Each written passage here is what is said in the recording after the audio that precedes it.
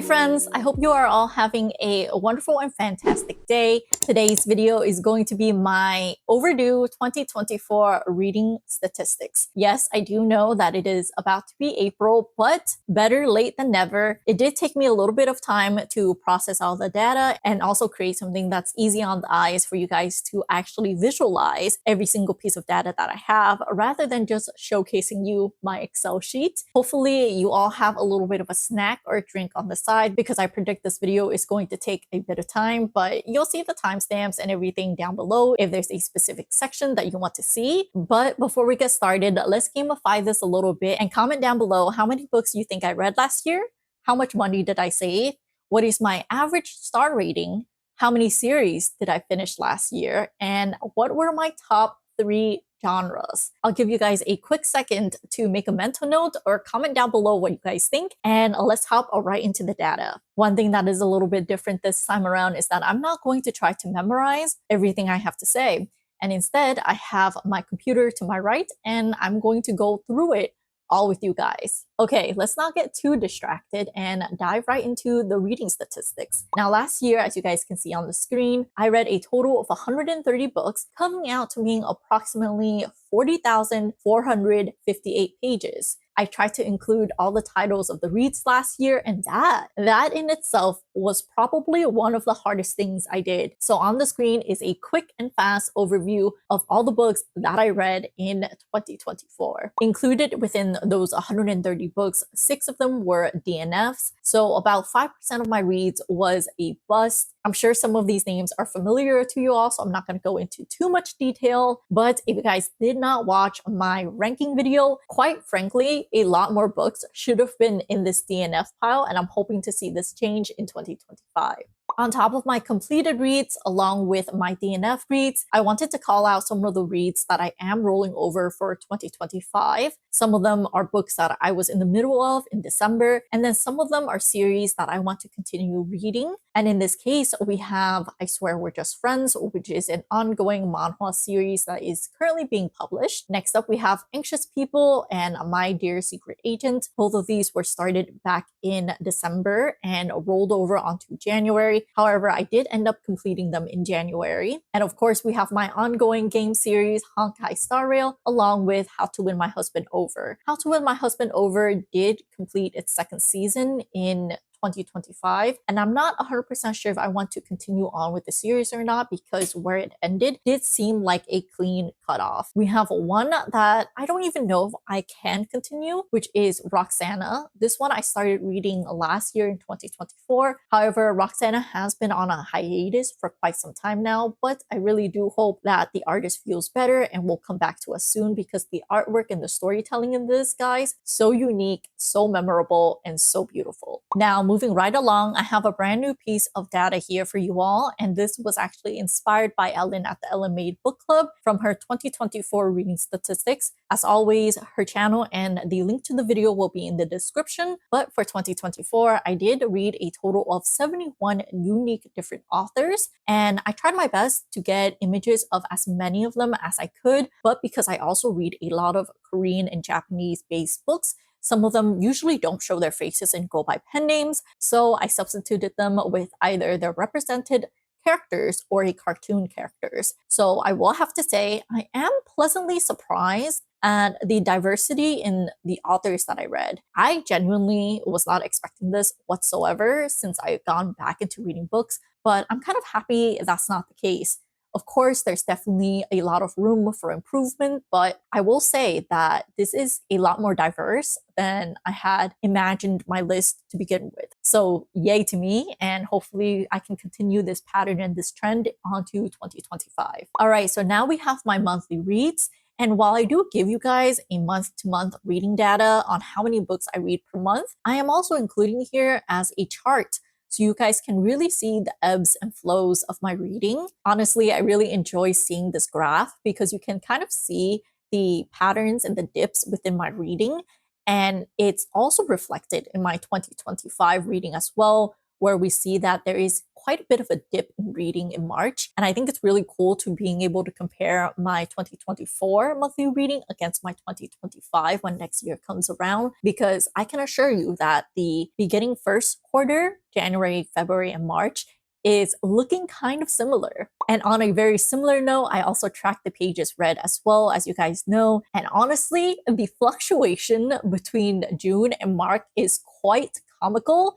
It's really out here looking like a sine graph with how perfect the waves are. And the dips in the pages are almost identical. If I were to draw a line straight through it, it looks quite straight and along with its peak. So the nerd in me was just like, man, you know what this looks like? A sine graph. And now let's put the two graphs on top of each other just because. And for the most part, it seems like the dips and curves somewhat follow each other, but not entirely one-to-one. However, there is a big outlier in July where you can clearly see that the number of pages read and the amount of books read crossed each other, so they were inverse of each other. And I'm pretty sure I mentioned this in my quarter 3 reading wrap up, but it's just nice to see it again and see it as a whole big picture. Moving right along, I have the book length distribution for y'all, with the average page count coming in at 311 pages. In a very similar note, let's do some yearly highlights.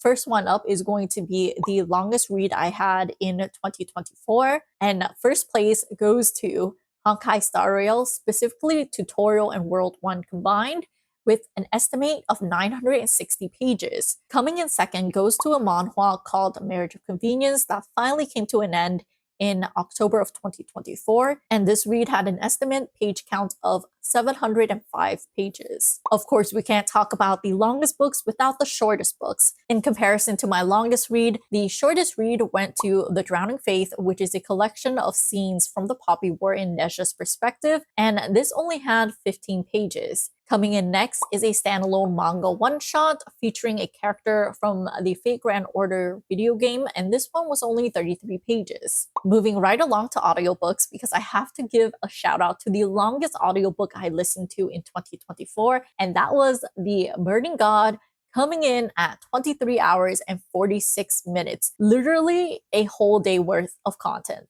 Okay, next up, let's talk about how I actually acquired the books to read. Now, as you guys can see on the screen, more than half of my reads this year were done so without spending any money directly, with the use of my local library coming in at a whopping 35%.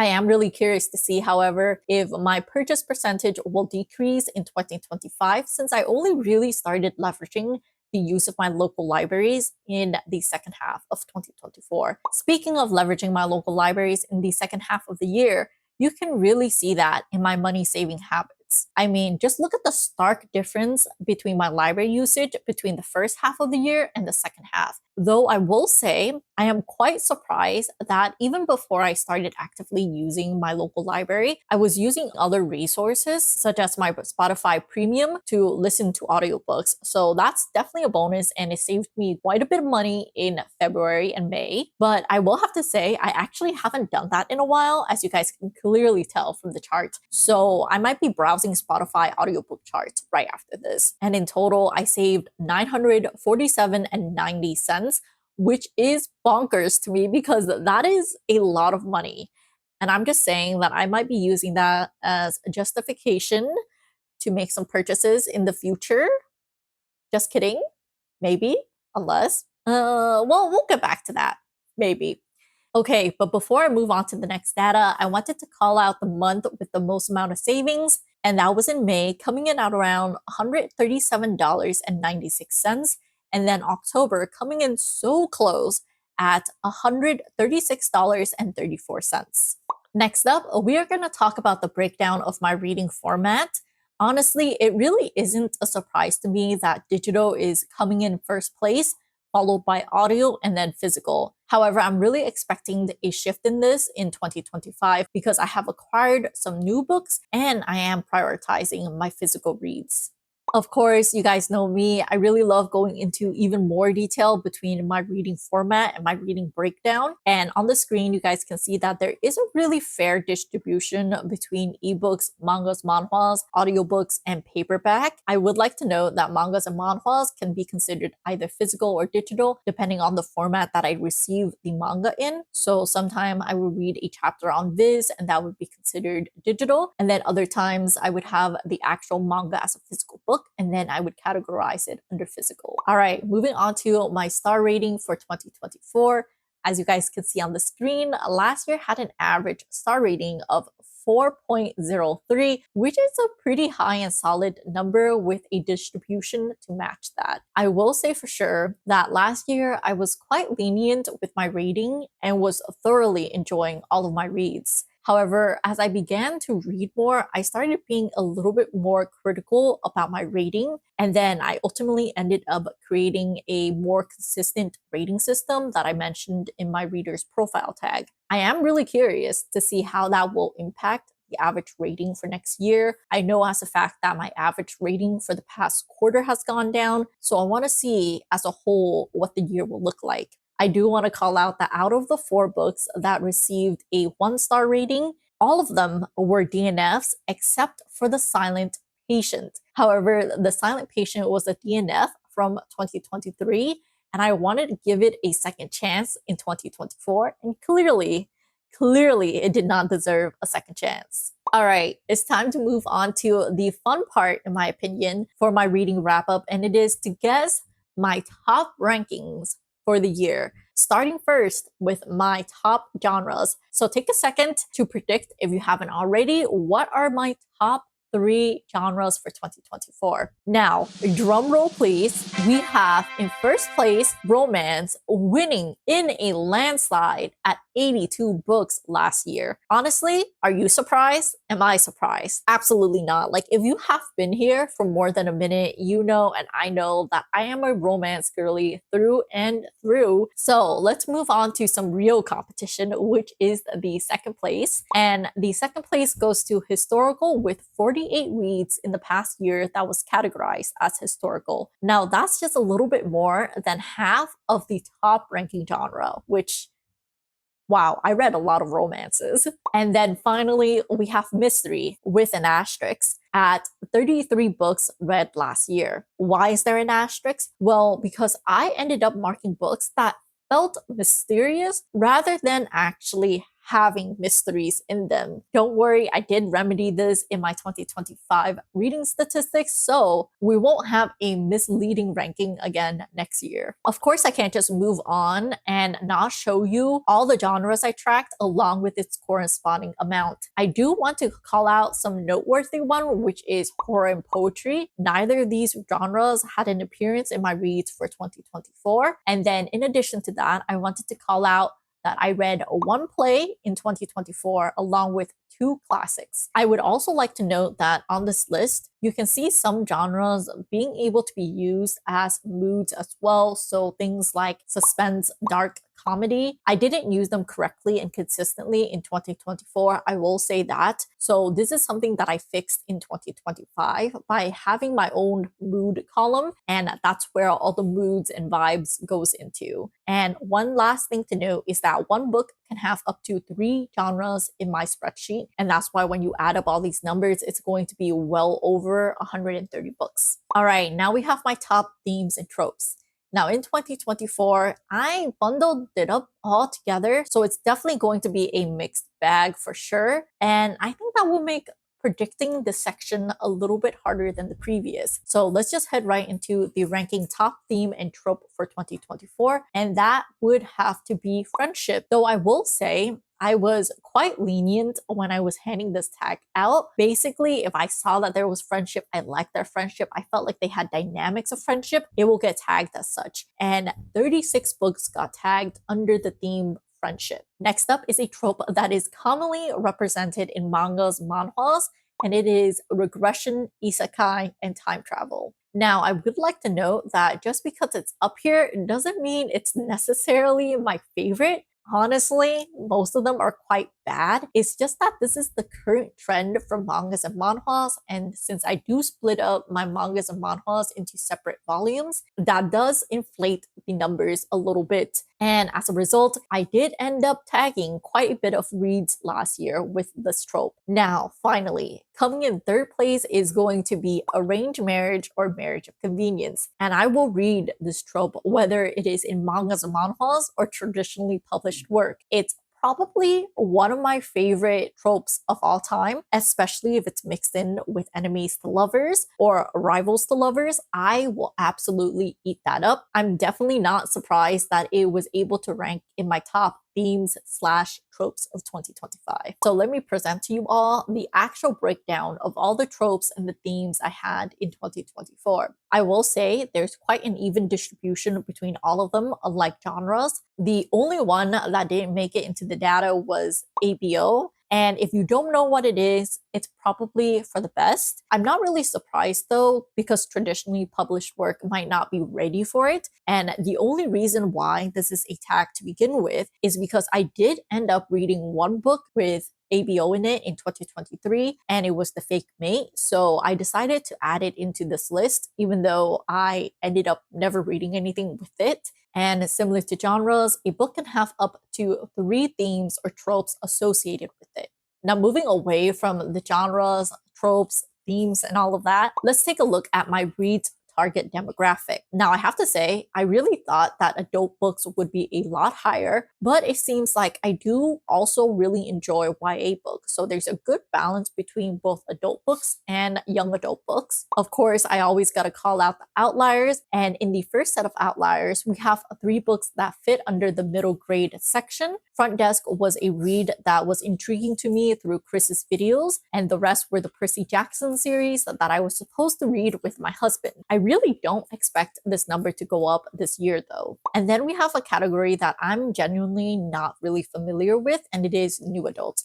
And to be quite honest with y'all, I don't know what to categorize as new adult. And as you guys can see here on the screen, I have 5 books that were categorized as new adult. I don't really remember what factored into my decision of putting these as new adult. I think they might have been a reference via Goodreads or the general vibes that I got while reading the book. I don't expect this to make a comeback at all in 2025. Okay, now let's get into some really nitty-gritty data. And last year, I tracked the years published for all the books that I read in 2024. And here's a snapshot of the distribution plotted by month read versus the year published. It really isn't surprising to me to see that many of the books that I prefer are published after the 2000s or even the 2010s, as a matter of fact. There are 3 specific outliers for this data, that being 1984, A Diary of a Young Girl, and M. Butterfly. And after I scrapped the outliers, you can see a little bit more clearly where the range on the publishing years look like. Almost all of my reads were newer reads published in 2015 or newer, with my median year for all the data being in 2022.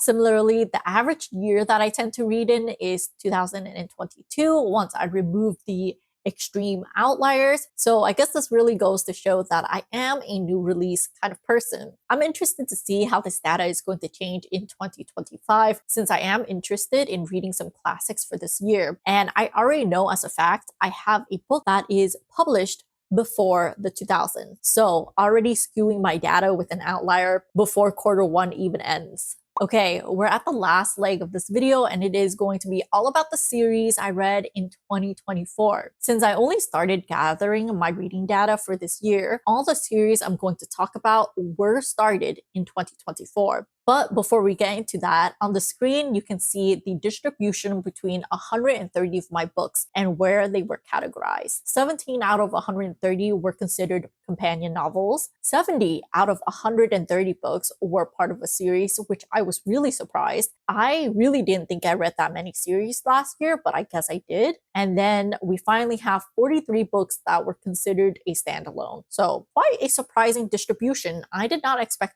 that more than half of my reads last year to be part of a series. But let's continue. Now, if you were wondering what I meant by companion novels Here is an example list. Basically, these novels can be read as a standalone, but have other books that take place in the same universe, so you may see some reoccurring characters. However, these books can be read out of order or independently. Now, I really only listed the ones where the authors explicitly states that they are companion novels. There are definitely other books, such as the Ali Hazelwood books, that occur in the same universe, but it's not really marketed as such. So all the images of the books on the screen you see here are part of a set of companion novels, but I have only read one book in the set. Independent reads mean I have no intent on continuing, whereas I am planning to continue to read the other sets of companion novels for Love Life Farms, Best Enemies Forever, and Butcher and Blackbird. And I would just like to call out that out of the 7 books I am not continuing on with the companion novel set, I actually DNF'd 3 of them, so food for thought. All right, now we have some books that I am currently reading that are part of a set of companion novels, with the first one up being King of Sins with 4 books out of 7 books read. And then we have Part of Your World, which is 4 out of potentially 5 books read. So basically last year, I only kept up with 2 running sets of companion novels. One thing I am proud of last year though is learning to DNF, even if it's the series itself rather than the book. But hey, I'm working on it. On this list, the series that I have DNF'd are Accidental Academy, the Divorcee Dessert Cafe, Hades and Persephone Saga, and the Caravel Trilogy. Okay, the Hades and Persephone one was DNF'd mostly due to the fact that it felt like a completed novel on its own, the very first book, so I really didn't feel the need to continue. I will consider it a soft DNF for now, and maybe it'll change in the future and I'll pick up the second book. But for now, it is considered DNF, but it wasn't bad. On top of the DNF series, I also keep track of the series that are currently ongoing or being published. Yes, most of them are mangas and manhwas. Yes, 2 of them are kind of duplicate between the light novel and its manga manhwa adaptation. And I do think that the 7th loop Villainous might be DNF'd this year. Just a small prediction. On this list, I do know the last book in the Powerless trilogy will come out in 2025, so it will be wrapped up this year. And I also want to call out Front Desk. I don't know if it should be under series or companion novels because it really fits the definition of both. And I think technically the author is still publishing books under the Front Desk franchise. So yeah, it's under ongoing series for now. I don't know if I'm going to change that in the future. Continuing on, in 2024, I completed 6 different series, some of which were The Folk of the Air, the Poppy War Trilogy, Letters of Enchantment, The Villainess Turns the Hourglass, Just Leave Me Be, The Reason Why Raeliana Ended Up at the Duke's Mansion, and Blue Flag. So here's just a quick look of all of them. Some of them stretched out super long and some of them were quite short. Finally, the last piece of data I have for you all are all the series I can finish in 2025, meaning these series have completed publishing. So there's no excuses, there's no waiting around, all the books are readily available to be read. Now, I'm not going to count the new revival books of the Percy Jackson series as part of the set, and I think technically Murderbot Diaries can still publish more if the author wishes, but as far as I know, this is where it's at and I'm almost done. As for the Beartown trilogy and the Sacred Stones trilogy, I have finished them at the time I am filming this video. And already I am keeping up with my reading goal for 2025, which is to finish more series that I have started last year. So that concludes my 2024 reading wrap up. And wow, that was a lot of data. But I hope you all found it very interesting. Definitely let me know in the comment section which piece of data interests you the most. And if you guys enjoyed this video or like this kind of content, definitely make sure to subscribe because more videos like this is coming your way in April. And if you already subscribe and want to show support to the channel, I would also really appreciate it if you guys could leave a like or a comment because it will go a really long way. And with that, I will see you guys in the next video. Bye!